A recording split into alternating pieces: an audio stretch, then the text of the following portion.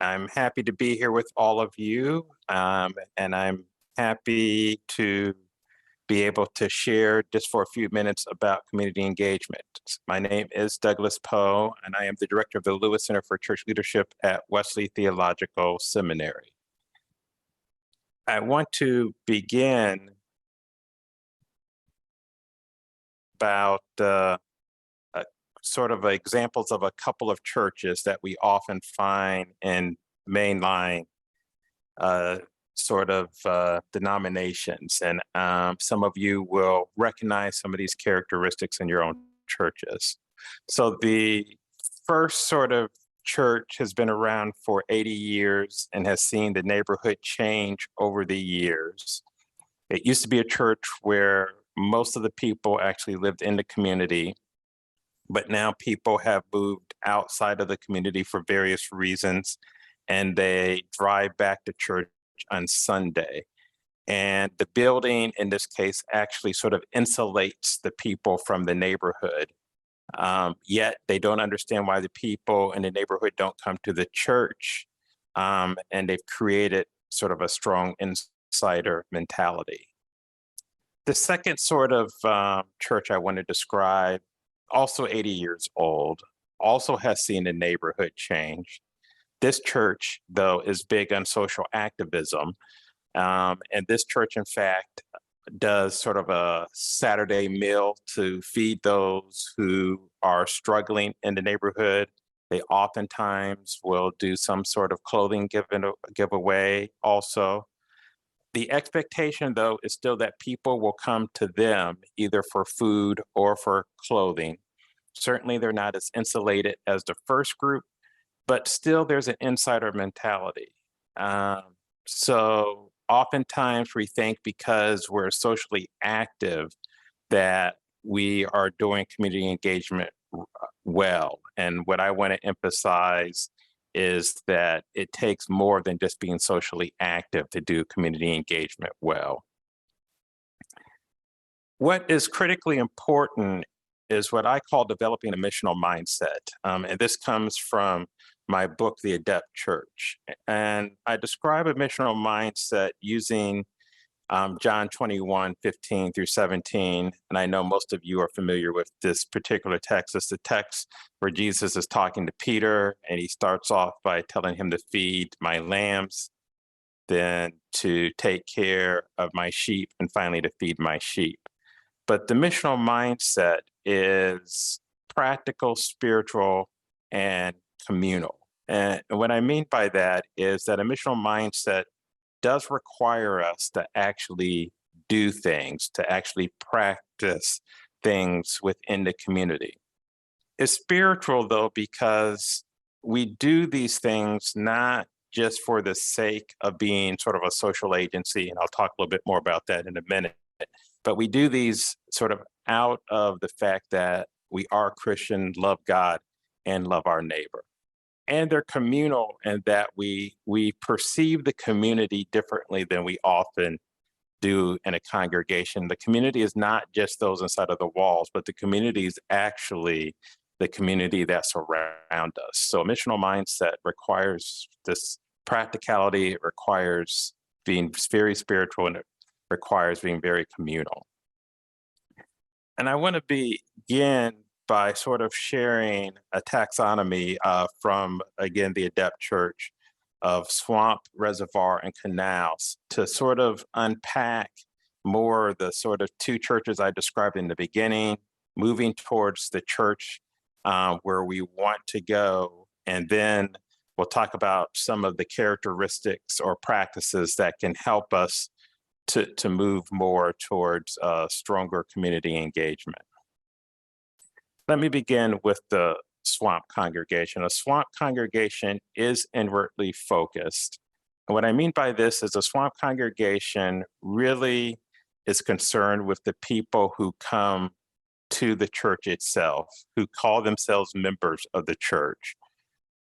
They don't really want to take risk and do anything different from what they're doing, whether it's the liturgy or any sort of type of engagement. They're typically very satisfied with the status quo. In many cases, they are concerned that spending money in ministry or other places can detract from the work that they're doing or detract from what they need to do to make sure that the building is continuing to be a place where they can come. So Swamp Congregation really doesn't look to connect with the community in any significant way. At most, you will see under Missional Mindset, they may give money for a Christmas basket or a Thanksgiving basket, but even then, the goal is not any sort of physical contact with the individuals that they're supporting. It's simply a financial exchange. I talk about here that Swamp Congregations sort of want to follow Jesus when it stays within their comfort zone. When they have to get outside of that comfort zone, then it becomes uncomfortable for them. And they're very happy being inwardly focused. They're happy with the way things are. They're happy with the people who come to the church. Typically, they know each other very well. If someone happens to die or someone happens to leave, what they're really looking for is an exact replica of that person to replace the person that's left. They're not really looking for someone new to join the congregation. So that's a swamp congregation. Next is a reservoir. And if you think of a reservoir is a body of water. When you drive, particularly in small towns, you'll often see them as you drive in, where the water is there and available for when it's needed to make sure that people can receive it. So a reservoir congregation works in the same sort of way. The reservoir congregation certainly is making more resources available beyond the congregation itself. It's more outwardly focused, but in many cases, reservoir congregations still have sort of a pet ministry. And this pet ministry, in some cases, can morph into where they almost become like a social agency and sort of stop being what I would consider truly a church. And what I mean by this is that the idea is that people will come to them for food or clothing. And when the people come to them, there's not much interaction beyond, we have something that we're going to give to you, you are going to receive, but we don't really want you to become a part of who we are. So we're not inviting you to experience our ministries. We're not inviting you to experience our worship services. We want you to come on Wednesday, or we want you to come on Saturday just for this particular ministry. So in that sense, we're treating this almost like a social agency, helping its clients with the needs that they may have. There is some risk here, but again, the risk is really in trying to make sure that they're getting the people to come to the congregation for the pet ministry. They do prefer the status quo, but reservoir congregations can change, and that is a good thing. So for the missional mindset, you do have sort of this pet sort of ministry or project. And the other challenge for reservoir congregation is often it's a set group of people who run this ministry. So it's not a ministry that is owned by everyone in the congregation, but it's a ministry that is often run by a few people. And in many cases, they've been doing it for a number of years. The good news is they do take others seriously, and they are, in fact, helping the community, and they are getting out beyond their walls. With all of this, the challenge still remains sort of inward focus and a set group that is making things to happen. So that's a reservoir congregation. And finally, a canal. A canal congregation is much more outwardly focused. And if you think of the canal, the body of water, a canal is something that is sort of a connecting body of water. And what I mean by that is canals flow into other bodies of water, and other bodies of water flow into the canal. So a canal is really always connecting various bodies of water. And a canal congregation operates in the same manner. Canal congregations are willing to take risk in service to their mission. They understand the importance of adapting when necessary to make sure that they truly are doing ministry with people in the community and not for people in the community. Canal congregations don't believe in reinventing the wheel. So canal congregations are looking for opportunities to partner with people in the community so that if something in the community is already running well, the question becomes, how can we come alongside of you and not think about how can we do it ourselves? So if you think about the missional mindset, they seek to have a transformational impact by fully engaging those outside of the congregation. So the goal is, what can we do with people so we can have this transforming impact? They're willing to follow Jesus even when it becomes uncomfortable, so that sometimes they may be pushed out of their comfort zone, but they're willing to do this. And they're always seeking to expand the community to include others. And this can be a challenge in a congregation because we do become comfortable with those we've known, been in Sunday school with for a number of years. But canal congregations are looking for ways to expand so that others can become a part of the community. Using this taxonomy, my hope is it can help you to think about your congregation. And all congregations may have a dominant characteristic, but all congregations typically are all of these things. So we have places where we're a swamp, places where we're a reservoir, and hopefully places where things are going well and we're a canal. The question becomes, though, do one of these characteristics become the dominant trait that sort of characterizes our congregation? And then that places us where I started this afternoon with the congregation that was inwardly focused, not wanting to really have contact with anyone, or the second congregation that did have a ministry, but then represents more of the reservoir. The goal is, how can we move more towards having canal ministries? This is where community engagement is critically important. And what I propose for community engagement is not an inside-out approach, but an outside-in approach. And the outside-in approach means that we're not losing sight of discipleship, but we're beginning with those beyond the walls and thinking about how we can engage in a way that makes sense to think about this broader community. So let me begin by giving an example of an inside-out approach that comes not from the ELCA, but from my denomination, the United Methodist Church. This is a tagline, and some of you may have even seen our commercials: open hearts, open minds, open doors. And in some ways, this is a wonderful tagline because what we were trying to communicate to people is that we are open for you to come to us, and we will be happy to have and receive you when you come. The problem with the tagline is it sort of perpetuates an inside-out approach, or going back to taxonomy, it sort of perpetuates probably a reservoir congregation, that if you come to us, we will have open hearts. If you come to us, we will have open minds, and our doors are open for you to walk through, again, coming to us. It's not us going to you, but it's you coming to us.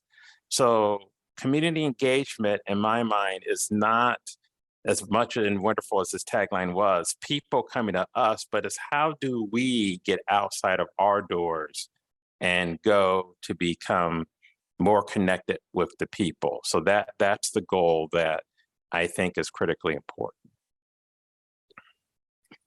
So that means we have to move beyond our building, and that can be a real challenge in many cases, but it's critically important to get outside of our building.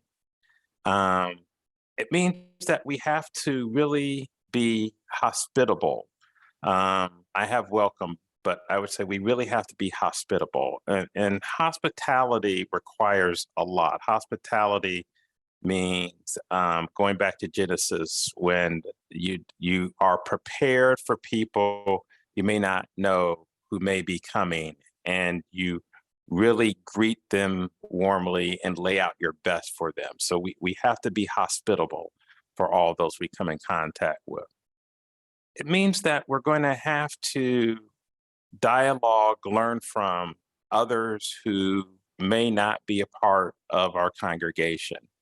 And this can be challenging because they may see things or say things that make us uncomfortable, but we have to be willing to dialogue with and learn from those individuals. We have to recognize that God is already at work in the community, and I'm going to say more about that in a minute.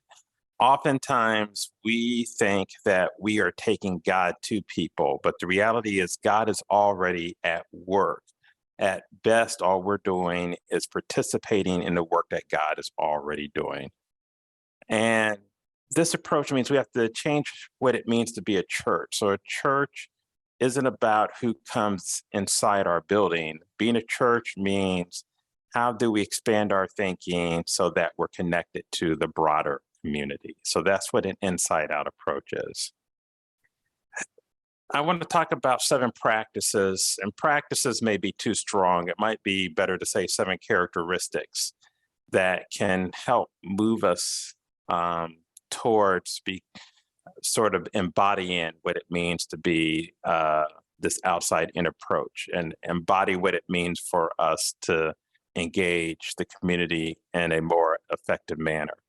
I'm hoping these will reframe the way you think about being the church, will help you to look in the mirror. And let me say that again, these are not things that if you step 1, step 2, but these are things that work together in sort of a connected way that can help us to become more effective. So the first practice or characteristic is sort of theological: sign, word, and deed. And here's where we really do understand that God is already at work in the community. So we are not, in this sense, the great savior of people. But what we are called to do is to share the gospel, and to share it in sign, word, and deed. One example of this was, of course, the feeding of the 5,000. In that story, of course, Jesus is preaching, which is the sharing of the word. But just as significant as his preaching was the boy who was willing to share the loaves and fishes. What a significant deed this was. In the sharing of the loaves and fishes, a wonderful sign takes place in that you have this hospitality where all were able to eat. So you have an example of sign, word, and deed in this story. And as congregations, we are called to be sign, word, and deed to people in our communities. We're called to be a foretaste of God's kingdom, so that people can sort of experience heaven as it here is on earth. One more example of this foretaste: if you're like me and you enjoy going to Sam's around lunchtime, they have stations around the store. And at these stations, they have where you can taste some of the food products. It's always enjoyable to go and taste some of those products, but they don't give you all of it. They just give you this little taste of it. So that's sort of a foretaste of what happens to be in that particular box or what they're sharing.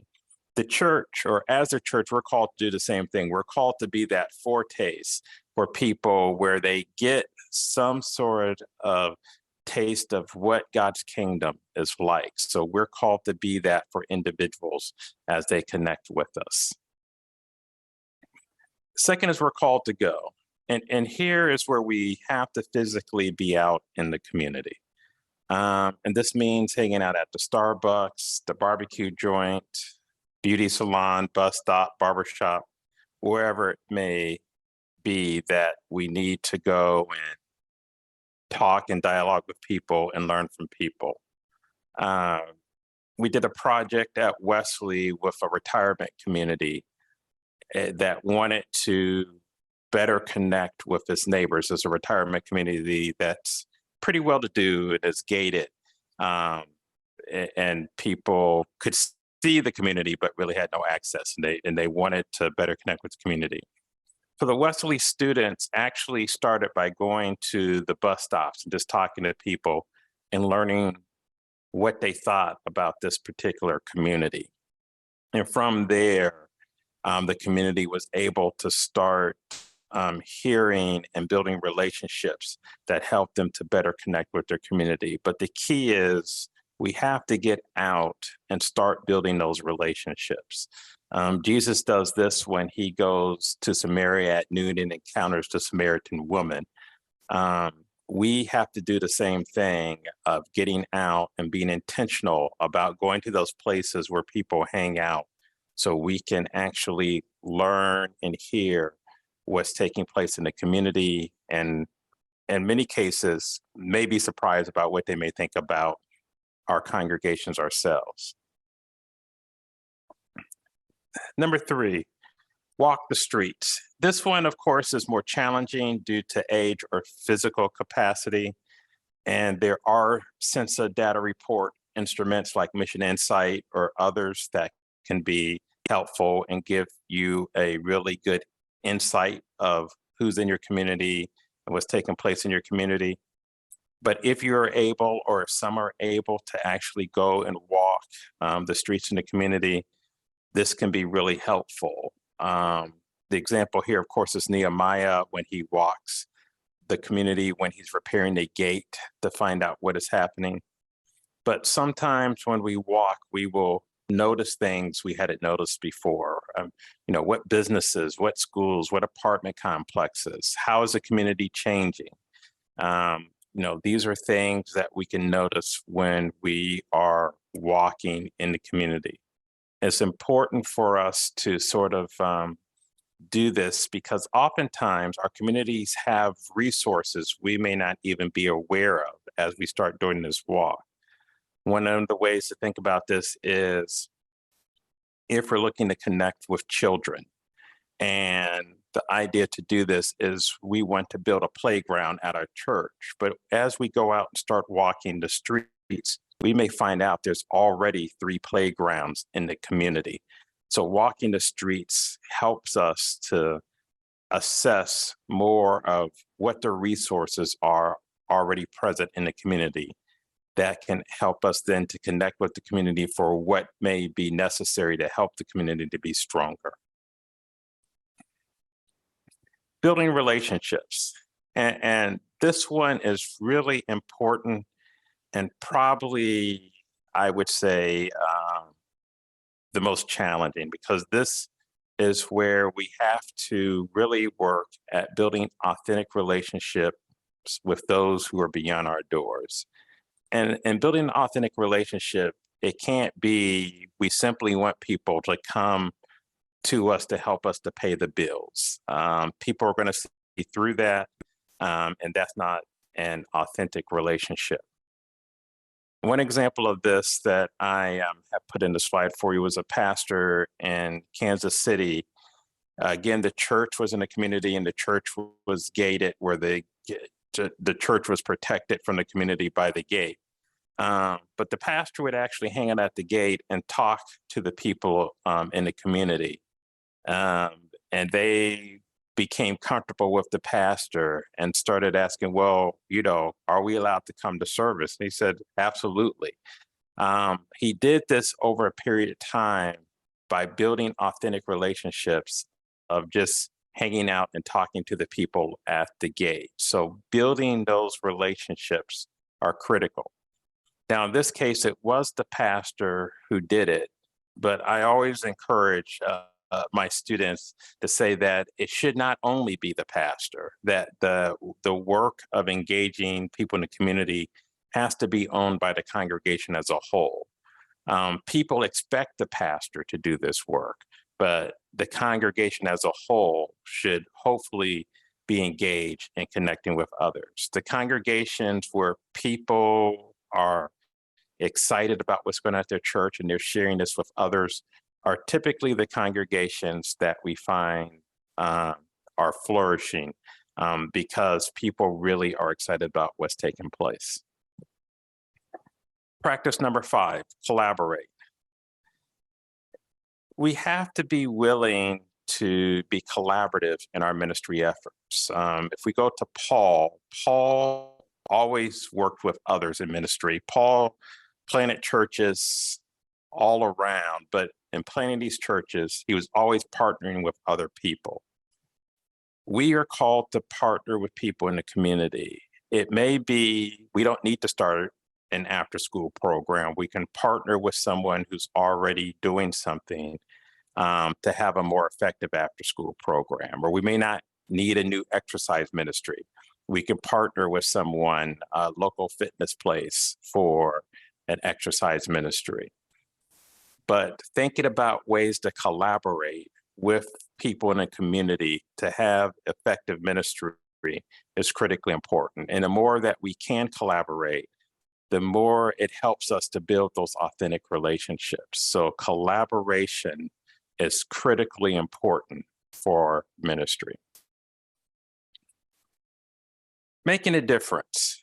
Here, I think it's important because when we start talking about community engagement or we start talking about these things, people oftentimes immediately think only large or medium-sized churches can do this work.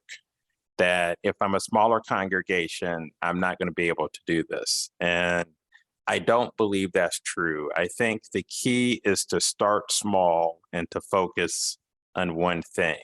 That if we start off focusing on, let's try to do one thing, we don't have to accomplish everything. To go back to where I started, a swamp congregation shouldn't try to become a canal congregation in 1 week. That's just trying to do too much. What we should try to do is say, can we change one ministry? And what is the work needed to change that one ministry? And it might be initially that we think about more of becoming a reservoir, that the ministry we change is, let's set up a food ministry where we're going to help a few families each week or during the month, even if it means they're coming to us. So starting small is critical. A church in a rural area. I worked in Missouri for a number of years, and there's a lot of rural areas in Missouri. This particular church didn't have a lot, but what they could do are small house repairs. And that's how they engage in ministry outside of their doors. So once a month, they would go out and do small house repairs for people. And that became their focus. So they knew that was something they could handle and didn't require them biting off too much. So making a difference, but making a difference, making sure that we're mindful of focusing on one thing. And then finally, let's reshape our understanding of community. Let's not think about community simply of those who come on Sunday or maybe come for Sunday school and Bible study, but let's think about community in terms of people who are connected to our congregation. If you look at Pew data, Pew does surveys and everything of people all across the country. Pew reports that many people feel like they are connected to a congregation if they show up in person or virtually once a month. So they're feeling connected if they show up in person or virtually once a month. So it's critically important to think about people being connected and not simply thinking about just simply those who are coming to us just on Sunday. I don't believe that we should use money as an excuse or that we should use, again, just having a few people. Of course, where 2 or 3 are gathered, we are able to get work done. And we don't have to think about doing it alone. Again, collaboration is critically important. The example here that I use is older congregation had a group of women who used to knit. They used to actually knit at the church. They moved the knitting group to Starbucks, and there were others who then were interested in what they were doing, and they were able to connect with those and started a knitting ministry at the local Starbucks. So no matter our age, no matter our size, there are ways that we can do community engagement to move outside of the walls of our church. So again, the key point: share, sign, word, and deed. Don't wait for others to come to you. Go out to them, get out in the streets, build relationships, collaborate, make a difference, reshape our understanding of community. And then for an outside in congregation, again, you will see here is, are we thinking about these practices in a way where we're willing to rethink the way that we can think about being a congregation and engaging the community? And finally, you will notice there were questions with each of the practices. How are we engaging the community through sign, word, and deed? Are we expecting those in the community to come to us, or are we going to them? Are we learning something new about our community daily? Are we building relationships for the right reasons? Are we trying to be lone rangers or collaborate with others? Are we trying to do too much? Do we see those outside our building as part of the community? So these questions, again, can help you as you sort of work on these characteristics or practices. I'm going to stop there, and I will take questions in the time that I have left. And I think I have hopefully at least 5 minutes left for questions.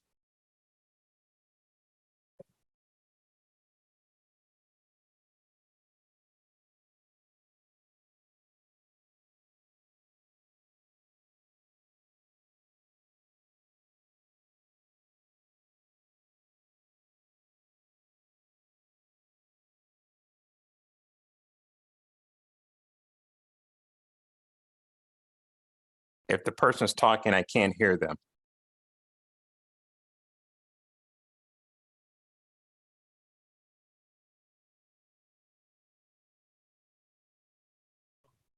It helps if we unmute. Sorry. Uh, Hey, all this right, is Brian. Can you hear me? I can hear you now. Perfect. All right. Yeah. Sorry. Didn't realize Bob stepped away from the computer. So I'll answer the question. So the question in the room was, what is the name of your book? I know you have many. So Yeah, the particular book that I was referring to in this case is called The Adept Church. The Adept Church. And I will send to Larry a link to the book, and he can share that with all of you, but it's called The Adept Church.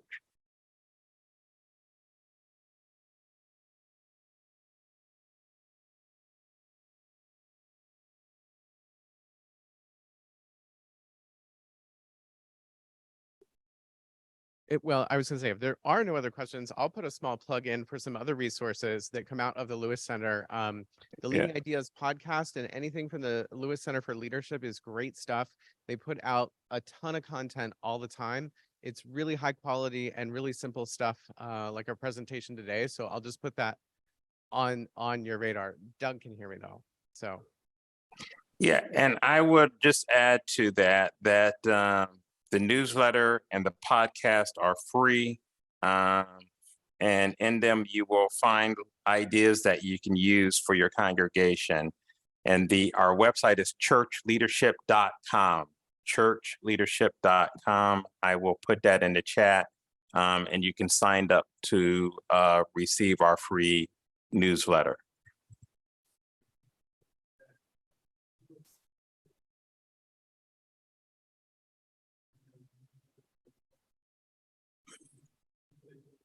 Other questions? Larry's plugging your the Lewis Center for Leadership.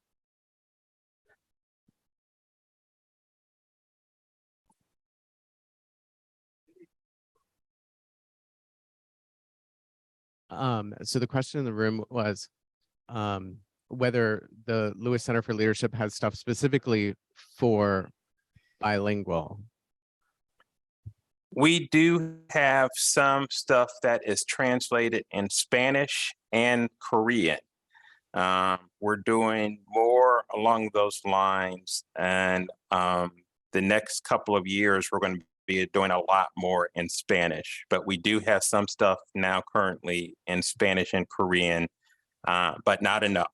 But we are going to be doing more along those lines. And you would know it better than I, but I feel like I have seen resources on the Lewis Center for congregations who are trying to reach ethnic specific communities. That is correct. We do have those resources. And I've also put the book in there, The Adept Church, Between a Rock and a Hard Place. Perfect. We'll make sure to share that with folks.